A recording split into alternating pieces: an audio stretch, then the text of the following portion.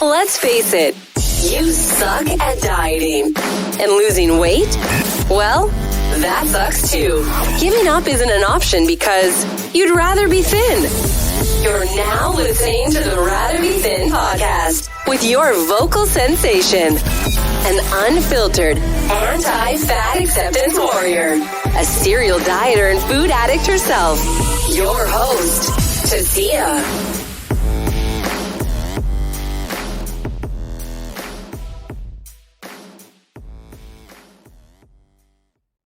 Hey, you're now listening to episode number 4 of the Rather Be Thin podcast.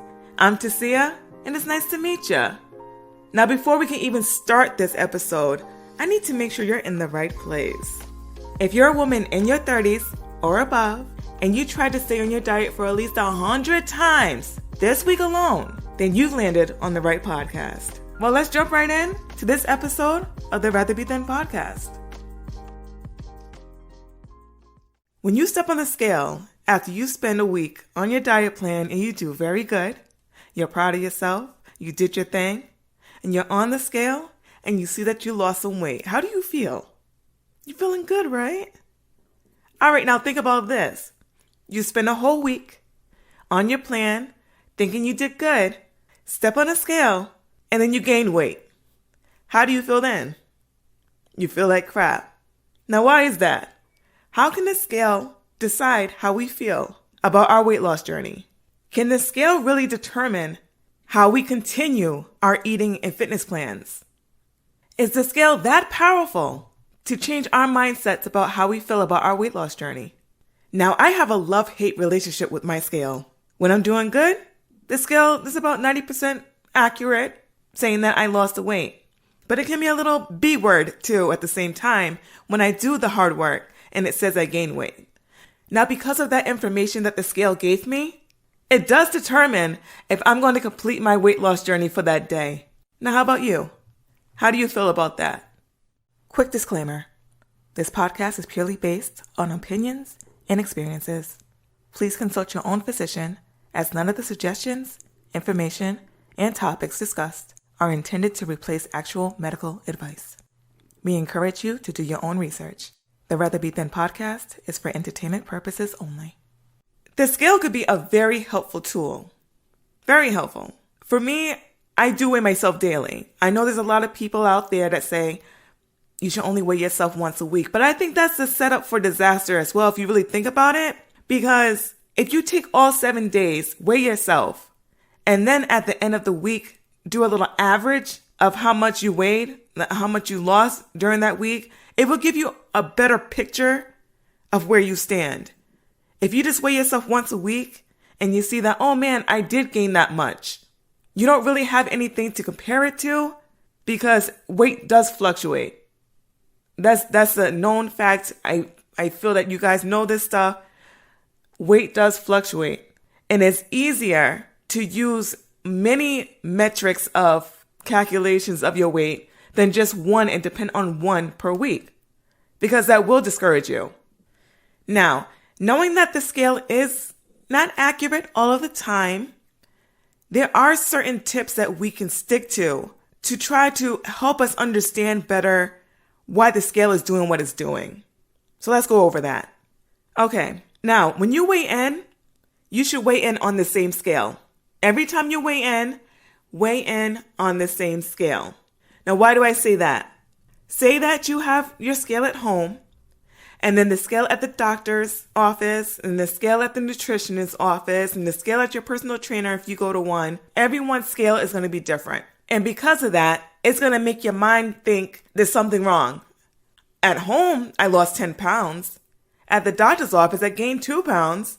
Nutritionist lost 7. It's going to be a different number because each person, each place, each scale you go to, it's going to be a different number.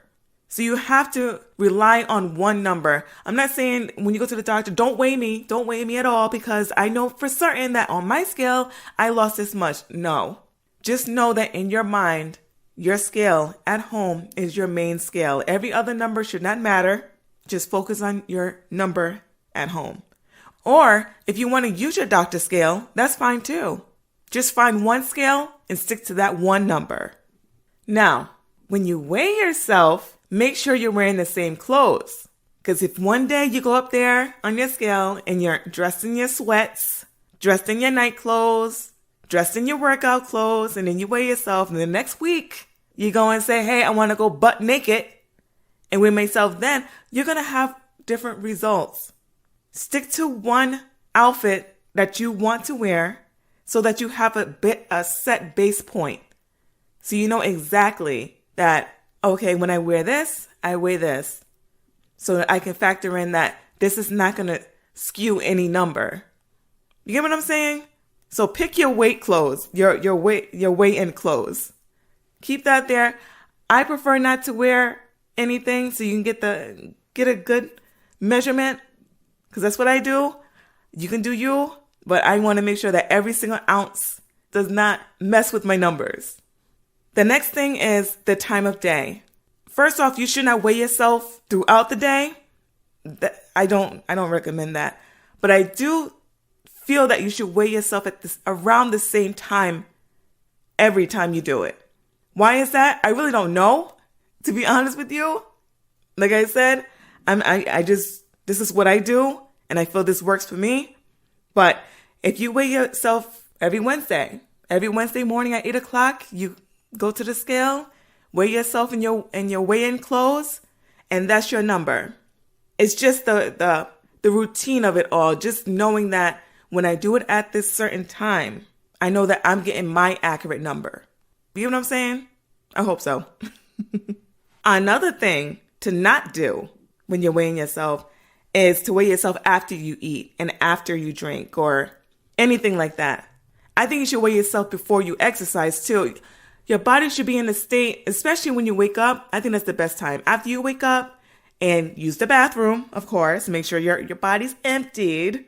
Then you go and weigh yourself. Don't eat, don't drink, don't exercise. Relieve yourself of your number ones and your number twos. Then weigh yourself. Make sure you're completely empty and you're at a state that you're ready to be weighed. So don't eat and drink before you weigh in. So I was talking about the time of day. Time of day, 8 o'clock, 12 o'clock, whatever. The day of the week, too, I did brush over. And yes, you should pick one day to make that your official weigh-in. Like I said earlier, I weigh in every day. So to use that one official day as the weigh-in, say Wednesday, and I weigh myself Thursday, Friday, Saturday, Sunday, and so on, I would take those numbers and average it by 7. So I'm going to divide it by 7. And then I'm going to get my number for that one day for the weigh-in. And that will be my official number. Because during the week, like I said, your weight's going to fluctuate. But if you take those numbers that you lost, like Monday, I lost 4 pounds. Tuesday, I gained 2 pounds. This and that and everything in the third. You take all that, you divide it by 7, and that's how you figure out what is your official weight loss or weight gain for that week. You get what I'm saying? I hope you guys are understanding. I hope you understand. That's why I like to weigh in every day, because it gives me a more accurate number. It may help you, it may not help you, but it's just an idea. It's one of my little secrets that I do to make sure that I stay on track myself. Oh, the next one is going to be hard to do because it's hard for me. And it's not to obsess about the number on the scale. Like I said, every scale is different. Your doctor's office, your nutritionist, your personal trainer, your home scale, new scales that you buy. It's all going to be different. Don't look at, oh my goodness, I weighed in at this. Look at, I dropped this amount of weight. Don't look at the actual number where you're at. You get what I'm saying? So you could be 250 pounds on this scale. You could be 270 pounds on this scale. But if the scale says -1 or -10 or whatever the case may be, look at that number.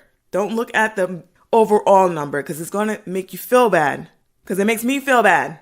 So don't look at that. Try not to look at that. Just look at what you're trying to do for the goal. The goal is to make the scale go down. Scales aren't accurate all the time now. They're not accurate all the time. But it's a good measurement to help you understand the fluctuations, what is happening. And non-scale victories, those are the best victories. The scale is important, but not as important as non-scale victory. Because the scale can tell you that you gained 10 pounds, but you're down a jean size. You're down a dress size. Your clothes are fitting better. So the scale should not be the number one thing you focus on, but it is a helpful tool to see where your fluctuations lie, if you get what I'm saying. Now, at the end of the day, should you rely on the scale? No. The scale should not be the be-all, tell-all, this is what you are, just deal with it. If you gain weight, then just stop your diet. That's not what I'm saying. What I'm saying is the scale is a very good tool to help you measure. It's like the same thing as measurements. Taking your measurements is a good way to measure your progress. And it should not be what determines your mindset to continue with your weight loss journey for that day. Even though it's hard, I get it. Because when I look at the scale and I worked my butt off all week and I exercised, I ate the right foods, I said no to the cheesecake, to the extra cupcake, to the cookie, and then I gained weight, yeah, that makes me frustrated. And makes me want to strangle that scale and throw it out the window. But the scale should be used as a tool, not as this is what my reality is for my weight loss journey. So let's recap. We're not going to depend on that scale, but we will use the scale. And when we use it, we're going to make sure we use the same scale. We're going to wear the clothes that's going to be meant for the weigh-in. We're going to weigh in at the same time of day. We're not going to eat, drink. We're going to make sure the number ones and number twos are done. We're going to do it at the same day of the week. We're not going to obsess over the number. And we're going to celebrate our non-scale victories more than the number on the scale. What do you think? If you haven't already, check out last week's episode. You might learn something. Be sure to subscribe and rate this show. I'd appreciate your support. Also, check out the show notes for even more information and tune into the next episode of the Rather Be Thin podcast. Thank you for listening. Good luck to you. Hear me out again next time. I'm your host, Tasia. Bye.